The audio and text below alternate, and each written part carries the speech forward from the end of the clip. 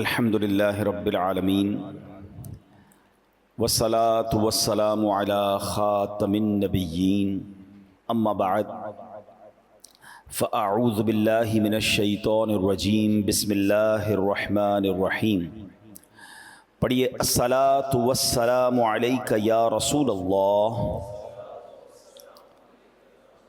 وعلى آلک واصحابک یا حبیب اللہ الصلاة والسلام علیک یا نبی اللہ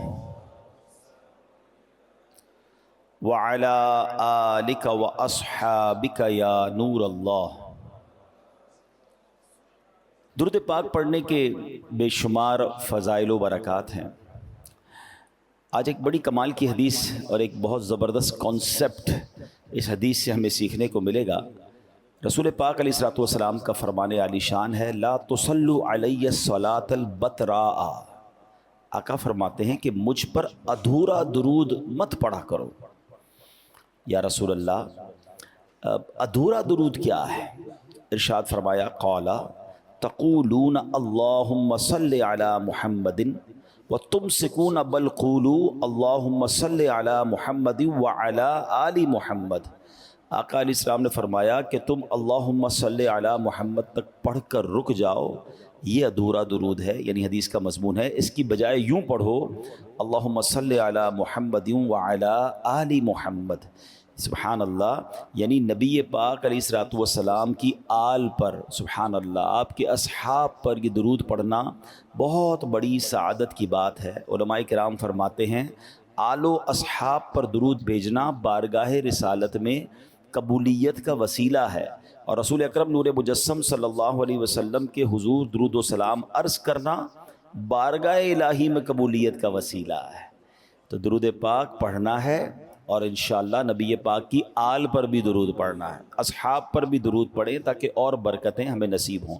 ہاں، ایک شرعی مسئلہ یاد رکھیے گا کہ فرشتوں اور نبیوں کے علاوہ کسی پر بھی مستقل درود پڑھنا جائز نہیں، ٹھیک ہے؟ فتاوی رضویہ میں ہے کہ اہل بیت اطہار، صحابہ کرام، اولیاء کرام وغیرہ پر اگر درود بھیجنا ہو تو اس کا طریقہ یہ ہے کہ پہلے نبی پاک علیہ السلام پر درود بھیجیں، پھر آپ علیہ الصلوۃ والسلام کے تابع رکھ کر چاہے اہل بیت یا صحابہ یا اولیاء وغیرہ سب کا ذکر کر سکتے ہیں۔ مثلا اللہم صلی علی محمد وعلی آلہ واصحابہ واولیاء ملتہ اجمعین، یعنی پہلے درود نبی پاک پر بھیجنا ہے، اس کے تابع رکھ کر، جیسے ہم نے بیان سے پہلے ہم کیا ہمیشہ درود پاک پڑھتے ہیں الصلاۃ والسلام علیک یا رسول اللہ، نبی پاک پر درود بھیجا، وعلی آلک واصحابک یا حبیب اللہ، تو کیا ہوا؟ پیارے آقا پر بھی درود ہو گیا، آپ کی آل پر بھی درود ہو گیا، آپ کے اصحاب پر بھی درود ہو گیا۔ تو ہمیشہ اپنی زندگی میں یہ عادت بنائیں کہ نبی پاک کی آل کا ذکر بار بار ہوتا رہے، صحابہ کرام کا ذکر ہوتا رہے۔ سبحان اللہ، شاعر کہتے ہیں نا یا نبی تم پہ بار بار سلام، بے عدد اور بے شمار سلام، عزت اہل بیت پر صلوات، ہدیہ روح چار یار سلام، صلو علی الحبیب صلی اللہ تعالی علی محمد صلی اللہ علیہ وسلم۔ اللہ کریم قرآن مجید میں ارشاد فرماتا ہے قل لا اسألکم علیہ اجرا الا المودۃ فی القربى ومن یقترف حسنۃ نزد لہ فیہا حسنا ان اللہ غفور شکور۔ پارہ 25 ہے، سورہ شورا ہے، اور آیت نمبر 23 نمبر آیت ہے۔ ترجمہ، آسان ترجمہ قرآن کنز العرفان، تم فرماؤ میں اس پر تم سے کوئی معاوضہ طلب نہیں کرتا مگر قرابت کی محبت، اور جو نیک کام کرے ہم اس کے لیے اس میں اور خوبی بڑھا دیں گے، بے شک اللہ بخشنے والا قدر فرمانے والا ہے۔ سبحان اللہ۔ تو اب یہ آیت ہمیں کیا درس دے رہی ہے؟ محرم الحرام پہلے یاد رہے، جیسے میں نے عرض کیا کہ اسلامی سال کا پہلا مہینہ ہے، اور اس مقدس مہینے کو شہر اللہ، اللہ پاک کا مہینہ بھی کہتے ہیں، یہ بھی یاد رکھیے گا، اور اس کا یہ نام حدیث پاک میں ارشاد ہوا۔ چنانچہ ایک مرتبہ ایک شخص بارگاہ رسالت صلی اللہ علیہ وسلم میں حاضر ہوا، عرض کیا یا رسول اللہ صلی اللہ تعالی علیہ وسلم، رمضان کے علاوہ میں کس مہینے میں روزے رکھوں؟ فرمایا اگر رمضان کے فرض روزوں کے علاوہ نفل روزے رکھنا چاہتے ہو تو محرم الحرام میں رکھو کہ یہ اللہ پاک کا مہینہ ہے۔ حضرت ابو عثمان نہدی رحمۃ اللہ تعالی فرماتے ہیں صحابہ کرام 3 عشروں کی بڑی تعظیم کرتے تھے۔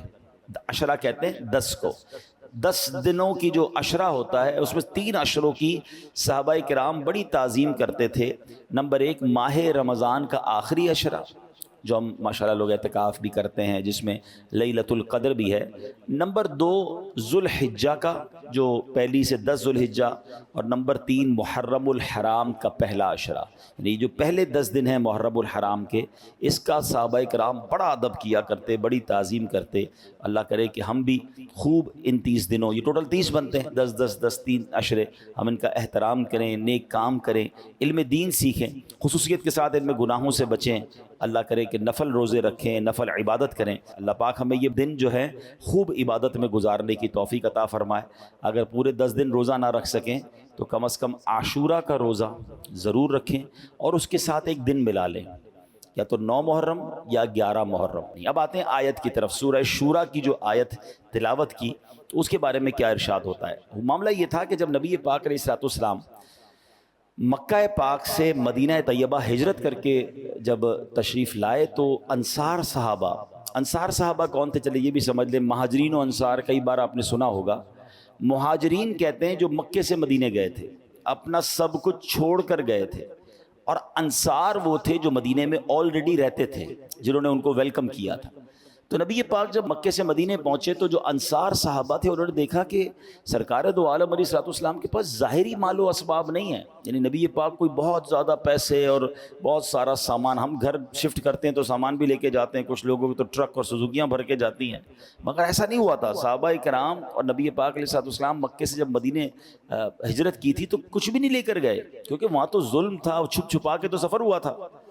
تو اب جب وہاں کے صحابہ نے دیکھا کہ نبی پاک کے پاس تو بظاہر کوئی اسباب ہی نہیں ہے، تو انہوں نے کیا کیا کہ کچھ لوگوں نے کچھ چیزیں جمع کی اور سرکار دو عالم علیہ الصلوۃ والسلام کی بارگاہ میں لے کر آئے کہ حضور آپ ہی کے صدقے ایمان ملا ہے، آپ ہی کے صدقے اللہ کی پہچان ملی ہے، آپ نے ہم پر اتنے احسان کیے ہیں، یہ چھوٹا سا تحفہ حضور آپ کی بارگاہ میں ہم لے کر آئے، چھوٹا سا نذرانہ لے کر آئے۔ سبحان اللہ۔ نبی پاک علیہ الصلوۃ والسلام کی اس کیفیت کے بارے میں شاعر کیا خوب لکھتے ہیں کہ مالک کونین ہیں گو پاس کچھ رکھتے نہیں، مالک کونین ہیں گو پاس کچھ رکھتے نہیں، دو جہاں کی نعمتیں ہیں ان کے خالی ہاتھوں میں ہیں۔ آپ تو اللہ کے حبیب ہیں نا، خود فرما چکے ہیں کہ اگر میں یہ چاہوں، حدیث پاک کا خلاصہ ہے کہ یہ مکے کے پہاڑ میرے ساتھ سونے کے بن کر چلنا شروع ہو جائیں۔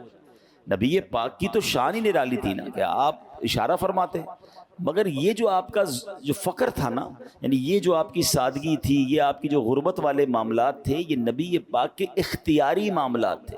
بڑی اہم بات ہے، ہم میں سے کوئی خود غریب ہو اور وہ کہے میں صبر کر رہا ہوں تو یہ کمال نہیں ہے، ٹھیک ہے یہ بھی اچھی بات ہے، مگر ایک شخص وہ ہو کہ جس کے پاس دنیا کی ساری نعمتیں ہوں مگر وہ فقر والی زندگی گزارے، وہ غریبوں والی زندگی گزارے، وہ سادگی والی زندگی گزارے، یہ کمال تھا سرکار دو عالم علیہ الصلوۃ والسلام کا۔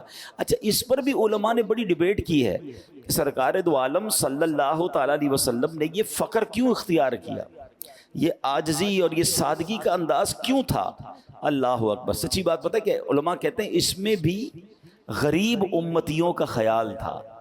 اب سوچئے اگر نبی پاک علیہ الصلوۃ والسلام بادشاہوں والی زندگی گزار سکتے تھے، اللہ کے ساری کائنات ہی بنائی گئی نبی پاک کے صدقے، نبی پاک کی وجہ سے، آپ وجہ تخلیق کائنات ہیں، ہی از دا ریزن آف دا اول کریشن، اور یہ رب فرماتا ہے لولا کلما خلقت الافلاق، اے محبوب اگر تجھے نہ بناتا تو یہ کائنات ہی نہ بناتا، نبی پاک کی وجہ سے۔ سبحان اللہ۔ یہ جو ہم پڑھتے ہیں نا نعت شریف کے شعر کہ زمین و زماں تمہارے لیے، مکین و مکان تمہارے لیے، چنین و چنا تمہارے لیے، بنے دو جہاں تمہارے لیے، بدن میں ہے جاں تمہارے لیے، دہن میں زباں تمہارے لیے، ہم آئے یہاں تمہارے لیے، اٹھے بھی وہاں تمہارے لیے۔ تو یہ کائنات بنی نبی پاک علیہ الصلوۃ والسلام کے صدقے۔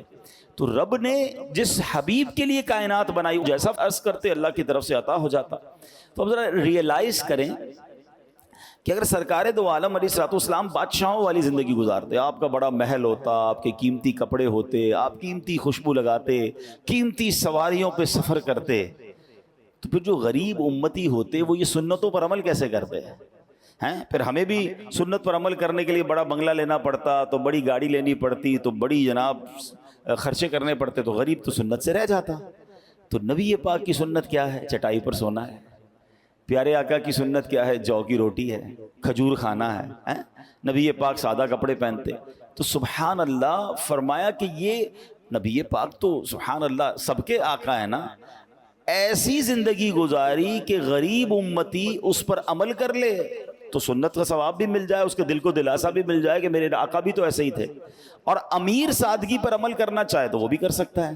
امیر کو تو صرف اپنی لیوش لائف کو تھوڑا کم کرنا ہوگا نا سنت پر عمل کرنے کے لیے، غریب کو تو کچھ نہیں کرنا پڑے گا، اور اس کو تسلی بھی رہے گی کہ میں اگر غربت میں ہوں تو سرکار دو عالم علیہ الصلوۃ والسلام کی لائف کیا تھی۔ بلکہ سچی بات یہ ہے کہ جیسی زندگی نبی پاک نے گزاری نا، ایسی تو ہم اب بھی نہیں گزار رہے، ہمارے غریب بھی نہیں گزار رہے۔ کیوں؟ سرکار کا علیہ الصلوۃ والسلام کا انداز کیا تھا کہ 3 دن تک بعض اوقات آپ کے گھر میں چولہا نہیں جلتا تھا، کبھی جو کی موٹی روٹی تو کبھی کھجور پانی، تیرا ایسا سادہ کھانا مدنی مدینے والے، ہے چٹائی کا بچھونا کبھی خاک ہی پہ سونا، کبھی ہاتھ کا سرہانا مدنی مدینے والے، تیری سادگی پہ لاکھوں، تیری عاجزی پہ لاکھوں، ہوں سلام عاجزانہ مدنی مدینے والے۔ تو بہرحال صحابہ کرام نے اپنے طور پر نذرانے لے آئے کہ حضور آپ کے پاس بظاہر ہم نے دیکھا کچھ اسباب نہیں ہیں، اور ہمارا سب کچھ آپ کا ہی ہے، آپ کے صدقے تو ہمیں ایمان ملا ہے۔ تو نبی پاک علیہ الصلوۃ والسلام نے جو جواب دیا نا، قرآن کی اصل میں آیت نازل ہوئی، ارشاد ہوا کل، تم فرماؤ، کیا فرمانا ہے؟ لا اسألکم علیہ اجرا، میں اس پر تم سے کوئی معاوضہ طلب نہیں کرتا، یعنی میں نے تمہیں دین سکھایا، کلمہ پڑھایا، جہالت کے اندھیروں سے نکال کر اسلام کا نور عطا کیا، تمہیں گمراہی کے گھڑے سے نکال کر ہدایتوں کا چراغ بنا دیا، اب بھی دن رات تمہیں دین سکھاتا ہوں۔ اے میرے صحابہ، اس پر میں تم سے کوئی بدلہ نہیں چاہتا، نہ مجھے مال کی حاجت ہے، نہ مجھے محلات اور دنیاوی عیش و آرام کی چاہت ہے، میں رب کا محبوب ہوں، جنت کا مالک ہوں، مجھے اس دنیا سے کیا غرض ہے؟ نبی پاک کو کس چیز کی ضرورت تھی؟ کیا صحابہ سے کہا مجھے کچھ نہیں چاہیے، مگر آگے کیا فرمایا؟ الا المودۃ فی القربى، مگر قرابت کی محبت، یعنی میں تم سے اجرت کچھ نہیں چاہتا، ہاں ایک بات ہے جو تبلیغ و ہدایت کی اجرت نہیں، مگر تم پر لازم ہے کہ میرے قرابت داروں سے محبت رکھو، یعنی اب میری آل سے محبت رکھو، یہ تم پر لازم ہے۔ پھر آگے فرمایا، قرآن کہتا ہے وَمَن يَقْتَرِفْ حَسَنَةً نَزِدْ لَهُ فِيهَا حُسْنًا ان اللہ غفور شکور، اور جو نیک کام کرے ہم اس کے لیے اس میں اور خوبی بڑھا دیں گے، بے شک اللہ بخشنے والا قدر فرمانے والا ہے۔ آیت کریمہ کے اس حصے کی ایک تفسیر علماء کرام نے یہ فرمائی کہ جو بندہ نیکی کرے، کون سی نیکی؟ نبی پاک علیہ الصلوۃ والسلام کے قرابت داروں سے محبت کی نیکی، یعنی جو اہل بیت سے محبت کرے اللہ پاک اسے مزید نیکیوں کی توفیق نصیب فرمائے گا، بے شک اللہ بخشنے والا قدر فرمانے والا ہے۔ یعنی قرآن پکار پکار کر ہمیں نبی پاک کی آل سے، اہل بیت سے محبت کا درس بھی دے رہا ہے، اور بتا بھی رہا ہے کہ جس نے اس پر عمل کیا سبحان اللہ پھر اسے خوب اجر بھی عطا کیا جائے گا، انشاءاللہ اس کی بخشش بھی ہو جائے گی۔ شاعر لکھتے ہیں نا، قلب میں عشق آل رکھا ہے، خوب اس کو سنبھال رکھا ہے، شکریہ تم نے آل کا صدقہ میری جھولی میں ڈال رکھا ہے، کیوں جہنم میں جاؤں سینے میں عشق اصحاب و آل رکھا ہے۔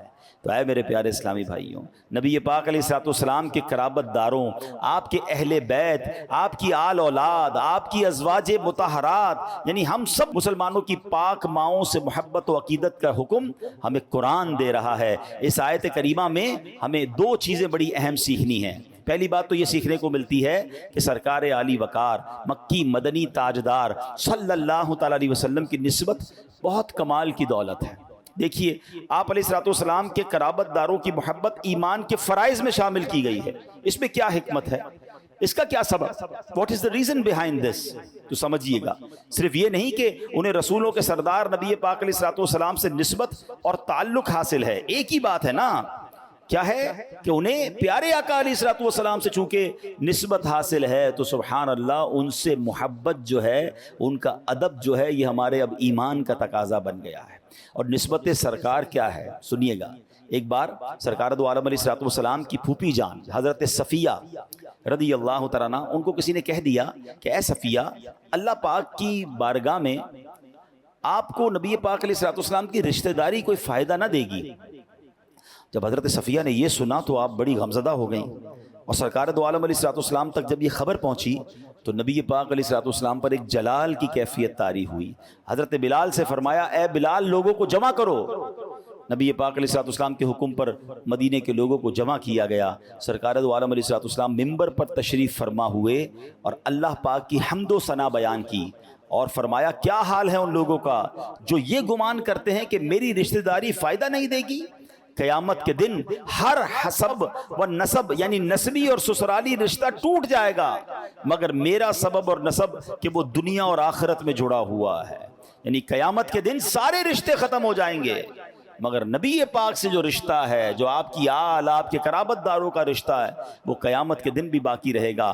علامہ سید ابن عابدین شامی رحمۃ اللہ تعالی علیہ فرماتے ہیں تقریباً انہی الفاظ کی حدیث کئی سندوں سے مروی ہے، اس کے علاوہ بہت ساری احادیث ہیں جن سے ثابت ہوتا ہے کہ نبی پاک علیہ الصلوۃ والسلام کا جو نسب پاک آپ کی اولاد کو ضرور نفع پہنچائے گا، یہ دنیا سے اچھے حال میں رخصت ہوں گے، آخرت میں نجات پائیں گے۔ بے شک آپ علیہ الصلوۃ والسلام کی اولاد اطہار دنیا اور آخرت میں بڑی سعادت مند ہے۔ سبحان اللہ، ذرا غور کیجئے کہ یہ کیسا رشتہ ہے کہ جب مرد اور عورت کا انتقال ہو جائے وہ مرد کے لیے اب غیر ہو جاتی ہے، اب اس کا اس سے کوئی تعلق نہیں رہتا ہے، رشتے ختم ہو جاتے ہیں، باپ بیٹا بھی قیامت کے دن ایک دوسرے کو نہیں پہچانیں گے مگر سبحان اللہ قربان جائیے اہل بیت کی شان پر کہ ان کا پاکیزہ نسب وہ مبارک اور مضبوط رسی ہے جس نے کبھی نہیں ٹوٹنا ہے۔ یہ نسب دنیا میں بھی قائم ہے، قبر میں بھی قائم ہوگا، حشر میں، میزان پر، پول صراط پر، ہر جگہ انشاءاللہ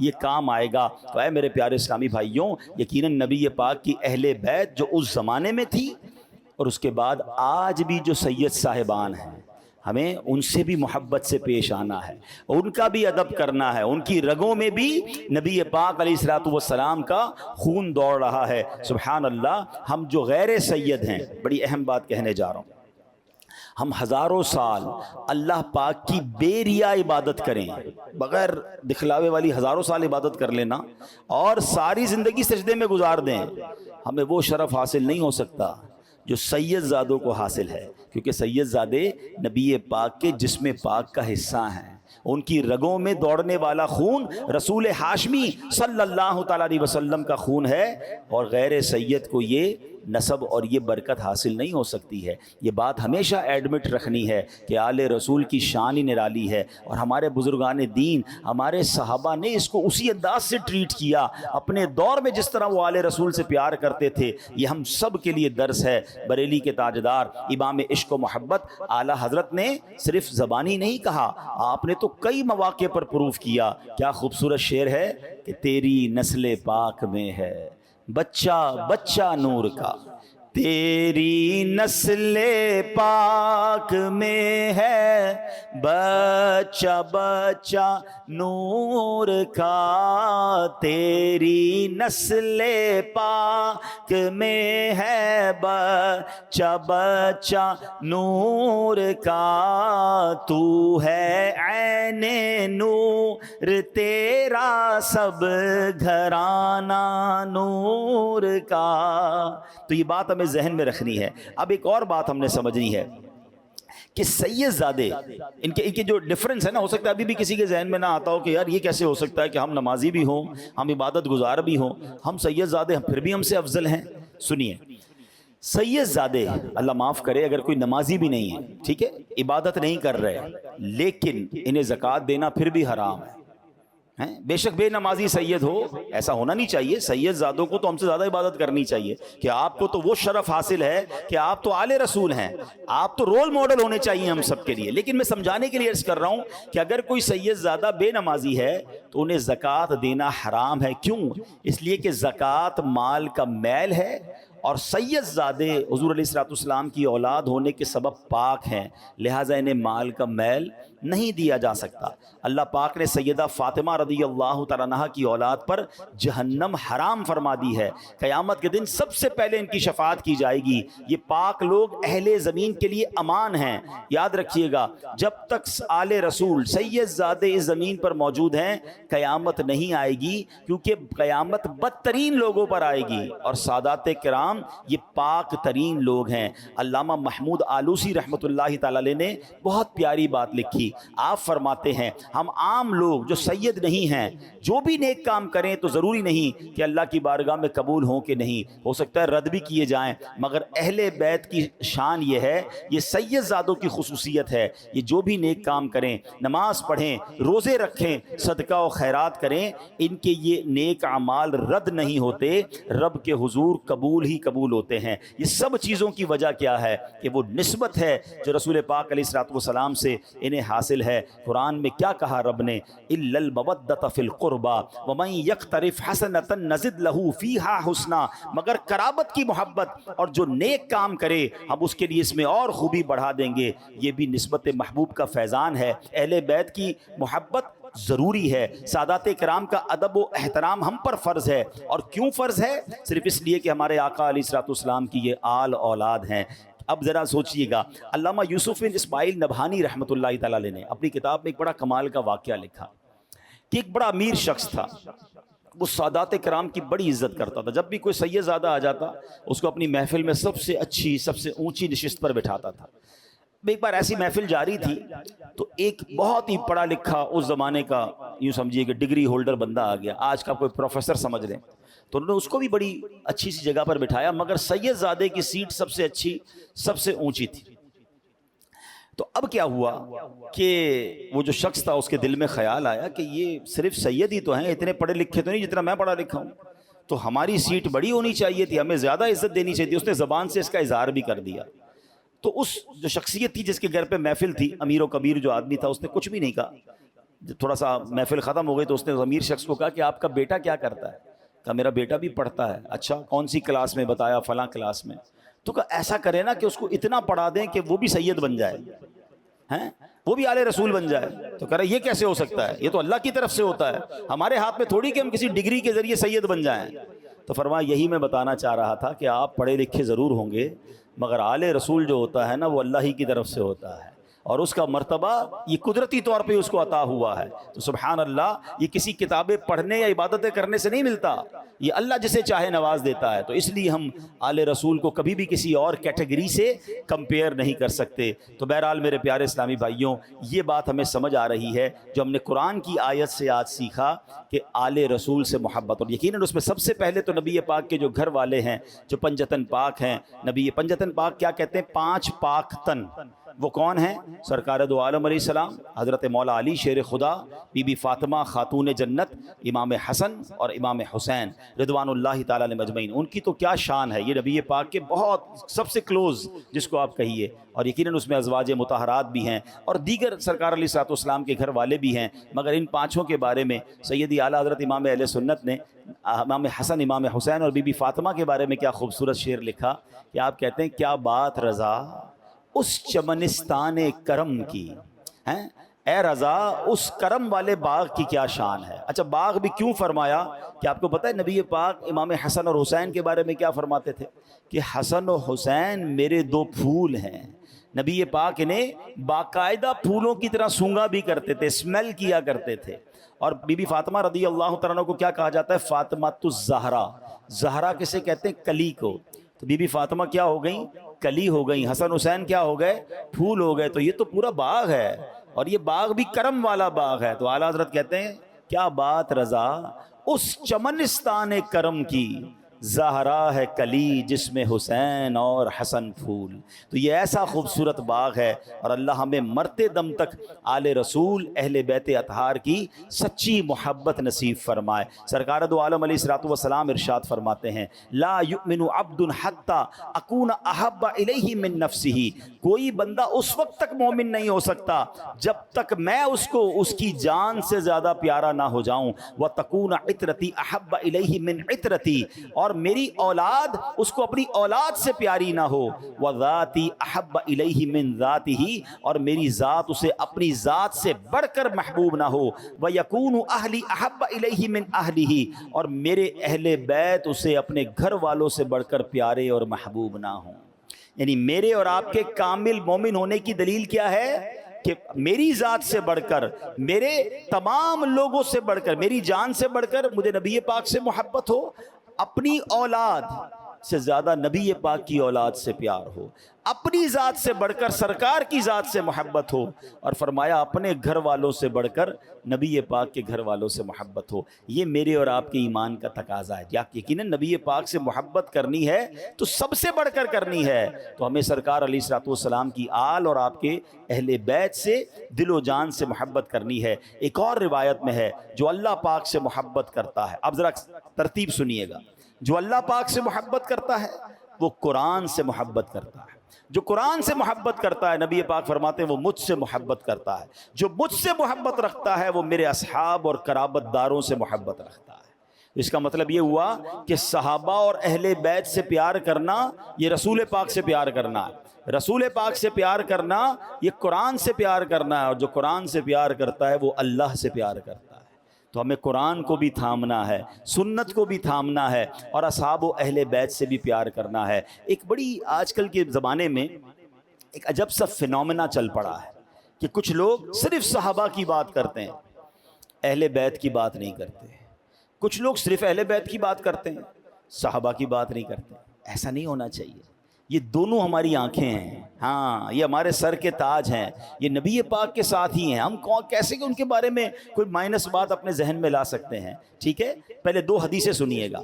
سرکار دو عالم علیہ الصلوۃ والسلام اپنے صحابہ کے بارے میں کیا کہتے ہیں؟ اصحابی کالنجوم فبأیہم اقتدیتم اہتدیتم، میرے صحابہ ستاروں کی مانند ہیں، ان میں سے جن کی بھی اقتدا کرو گے ہدایت پا جاؤ گے. They are like stars. ٹھیک ہے. اور اپنی اہل بیت کے بارے میں کیا فرماتے ہیں؟ حدیث پاک کا مضمون ہے کہ میری اہل بیت امت کے لیے کشتی نوح کی مانند ہے، جو اس کشتی میں سوار ہوگا اس کا بیڑا پار ہو جائے گا، وہ کنارے لگ جائے گا. اب سبحان اللہ غور کیجئے، صحابہ کیا ہیں؟ ستارے ہیں، اور اہل بیت کیا ہے؟ وہ کشتی ہے. اب اگر جو پہلے کے لوگ تھوڑا سا جن کو تاریخ پڑھی ہو، اب تو کمپاس وغیرہ آ گئے ہیں، مگر پہلے جب کشتی کنارے لگانی ہوتی تھی نا، سمندر کا سفر کرنا ہوتا تھا، تو دو چیزوں کی ضرورت ہوتی تھی، اچھی کشتی ہو اور ستارے نظر آ رہے ہوں. تو اسی سے راستہ لوگ ڈھونڈ کر اپنا سفر طے کیا کرتے تھے. بریلی کے تاجدار اعلیٰ حضرت نے مسئلہ ہی حل کر دیا کہ اے اہل سنت والوں، تمہارا بیڑا پار ہو جانا ہے، تمہاری کشتی بھی بڑی پیاری ہے، تمہارے ستارے بھی بڑے پیارے ہیں، تمہیں صحابہ سے بھی پیار ہے، تمہیں اہل بیت سے بھی پیار ہے. اعلیٰ حضرت کہتے ہیں اہل سنت کا ہے بیڑا پار، اصحاب حضور نجم ہیں، اور ناؤ ہے عطرت رسول اللہ کی. اصحاب حضور نجم ہیں، ستارے ہیں، اور ناؤ ہے عطرت رسول اللہ کی. تو اپنے دل میں اصحاب و اہل بیت کی محبت خوب بڑھائیے. اچھا، اب یہ تو یقیناً نبی پاک کے گھرانے سے تو ہمیں محبت ہے. ہماری جو امہات المومنین ہیں وہ ہماری مومنین کی مائیں ہیں، ہمیں ان سے بہت ادب کے ساتھ ان کی عزت و احترام کرنا ہے. مگر اب سوال یہ ہے کہ جو آل رسول ہمارے درمیان ہمارے وطن میں ہیں، سید صاحبان، ہمیں ان کی بھی خدمت کرنی چاہیے، ان سے بھی ادب سے پیش آنا چاہیے. کوشش کریں، جو ماشاءاللہ مالدار لوگ بیٹھے ہیں، اگر آپ کے یہاں کوئی ملازم ہے اور وہ آل رسول بھی ہیں تو آپ ان کو نذرانے کے طور پر رقم پیش کریں، زیادہ کام انہیں نہ دیں، تھوڑا اسے احترام اور ادب سے بات کریں. ہمیں نہیں پتا کہ اس کا مرتبہ کیا ہے. اور ایسا ہوا. سیدی اعلیٰ حضرت امام اہل سنت کے بارے میں آتا ہے، اتنے بڑے مفتی ہیں کہ ایک بار آپ بچوں کو سبق پڑھا رہے تھے، سبق پڑھاتے پڑھاتے کھڑے ہو جاتے ادب سے، پھر بیٹھتے، پھر کھڑے ہو جاتے، پھر بیٹھتے، پھر کھڑے ہو جاتے. تو کسی نے کہا تھا تب کیوں کھڑے ہو جاتے ہیں؟ کہ برابر محلے میں ایک سید زادہ ہے، کھیلتے کھیلتے وہ میرے سامنے آ جاتا ہے تو میں ادب میں کھڑا ہو جاتا ہوں. وقت کے امام ہیں اور بچہ ہے سید زادہ، مگر اس کے ادب میں کھڑے ہو رہے ہیں. آج ہمیں پتہ ہی نہیں کہ ہمارے ساتھ کون سید ہے اور جس طرح چاہے اس کو الٹا سیدھا بول دیتے ہیں. نہیں، اعلیٰ حضرت امام اہل سنت کے ایک اور انداز یہ تھا کہ جب بھی کسی کو تقسیم کرتے، مثال کے طور پہ ہم لنگر تقسیم کر رہے ہیں، مٹھائی تقسیم کر رہے ہیں اور کوئی سید آ جائے تو اس کو ڈبل پیش کرتے کہ آپ آل رسول ہیں، آپ کو 2 دیں گے. یہ ادب کرنے کا ایک انداز ہے. سبحان اللہ. وہ واقعہ تو کتنا نرالا ہے، وقت کم ہے، میں تفصیل سے تو نہیں سنا سکوں گا، مگر کئی لوگوں نے سنا ہوگا کہ اس زمانے میں جب 100 سال پرانی بات ہے تو گاڑیاں نہیں ہوتی تھی اتنی زیادہ، تو علماء کرام کو بلانے کے لیے ڈولیاں بھیجی جاتی تھی ہیں. تو اعلیٰ حضرت کو بھی ایک بیان میں لے جانا تھا تو ڈولی بھیجی گئی، کاندھے پر 4 مزدور اسے اٹھایا کرتے تھے. اعلیٰ حضرت جب ڈولی میں بیٹھتے ہیں تو سبحان اللہ، عشق رسول کا عالم یہ تھا کہ آپ نے کہا ڈولی کو روکو، مجھے نبی پاک کی خوشبو آ رہی ہے. تو پتہ چلا، کہا کیوں؟ فرمایا چاروں میں سے کوئی ایک سید ضرور ہوگا. کیسا عشق رسول تھا کہ نبی پاک کی آل کی خوشبو آ جاتی تھی. ایک غریب مزدور آگے آیا، کہتا حضور میں ہی سید ہوں، کیا مجھ سے غلطی ہو گئی ہے؟ فرمایا غلطی تم سے نہیں، احمد رضا سے ہو گئی ہے. بتاؤ تم نے کیوں ڈولی اٹھائی، مجھے کیوں کاندھے پر بٹھایا؟ نبی پاک کو میں قیامت کے دن کیا جواب دوں گا؟ پیارے آقا نے اگر مجھ سے پوچھ لیا کہ احمد رضا میری آل کے کاندھے اس لیے تھے کہ تم اس پر سواری کرتے. اللہ اکبر. وہ غریب سید زادہ کہتا ہے حضور غلطی آپ کی نہیں میری ہے، مجھے مزدوری چاہیے تھی اس لیے میں آ گیا. اعلیٰ حضرت فرماتے نہیں سید زادے، اب احمد رضا کا دل جب تک چین نہیں پائے گا جب تک تم ڈولی میں نہیں بیٹھو گے اور احمد رضا کاندھا نہیں دے گا. اس زمانے کے لوگوں نے دیکھا کہ کروڑوں رضویوں کے پیشوا، وقت کے امام بریلی کے روڈ پر مزدور شہزادے سید زادے کو ڈولی میں بٹھاتے ہیں اور آپ کاندھا دیتے ہیں. ایسے ہی زبانی نہیں کہتے تھے کہ کروں تیرے نام پہ جاں فدا، نہ بس ایک جاں 2 جہاں فدا، 2 جہاں سے بھی نہیں جی بھرا، کروں کیا کروڑوں جہاں نہیں. یہ لوگ عشق رسول کے پیکر تھے، مگر ہمیں بھی کچھ نہ کچھ حصہ اس میں ضرور ملانا چاہیے. ہمارے پیر و مرشد امیر اہل سنت نے بہت خوبصورت ایک فارمولہ دیا ہے کہ اگر ہم کوشش کر کے اپنی کمائی کا، اپنے پروفٹ کا کچھ حصہ سید صاحبان کے لیے رکھ لیں، یعنی لنگر نیاز ویسے بھی لوگ اللہ کی راہ میں خرچ کرتے ہیں، مگر ایک پورشن جو ہے، مثال دیتا ہوں، آپ اپنا جتنا بھی آپ کا پروفٹ ہے 1% یا 2% آل رسول کے لیے رکھ لیں. دیکھیں آل رسول کو اب زکوٰۃ بھی نہیں دے سکتے نا. اب ایسے کئی غریب سید زادے ہیں وہ بیچارے زکوٰۃ بھی نہیں لے سکتے، ان کی ویسے کوئی نفلی سے مدد بھی نہیں کرتا. لیکن اگر میرے کام میں، میری آمدنی میں سید زادوں کا حصہ ہوا، آپ یقین کریں، آپ دیکھیے گا آپ کے کام میں کیسی برکت آ جاتی ہے. ارے جس نبی کا صدقہ ہم کھا رہے ہیں، اگر ان کی اولاد کی ہم خدمت کریں گے تو انشاءاللہ اللہ کی طرف سے اور رحمتیں ہم پر نازل ہوں گی. تو بہرحال محرم الحرام کا مہینہ جہاں ہمیں بہت سارے درس دیتا ہے، وہاں اہل بیت سے محبت کا درس دیتا ہے، نبی پاک کے گھرانے کا محبت کا درس دیتا ہے، اور پھر آج کے دور میں جو سید صاحبان ہیں ان کے لیے بھی ہمیں درس دیتا ہے. ہاں سید وہی ہوگا جس کا عقیدہ اور ایمان درست ہوگا، جو صحابہ کرام کے بارے میں بھی درست عقیدہ رکھتا ہوگا. ہم اسی سید کو انشاءاللہ اس کی خدمت بڑی محبت کے ساتھ کریں. اور یہاں سید صاحبان بھی اگر مجھے سن رہے ہیں تو ہاتھ جوڑ کر آپ سے عرض ہے کہ آپ تو آل رسول ہیں، قرآن آپ کے فضائل بیان کر رہا ہے، تو ہمیں تو ایسا بننا چاہیے. وہ کہتے ہیں نا کہ میں ایسا بنوں کہ مجھے دیکھ کر لوگ میرے والد کے بارے میں کہیں کہ کیا تربیت کی ہے. تو آل رسول جو سید صاحبان ہیں، نمازوں کی پابندی ہو، عشق رسول کا پیکر آپ نظر آئیں، سنتوں کے پیکر نظر آئیں، تاکہ آپ کو دیکھ کر مزید لوگ انشاءاللہ سنتوں کی راہ پر چلنے والے بن جائیں. اللہ پاک ہمیں اہل بیت اطہار اور سید صاحبان آل رسول کا ادب نصیب فرمائے. آمین بجاہ النبی امین صلی اللہ علیہ وسلم.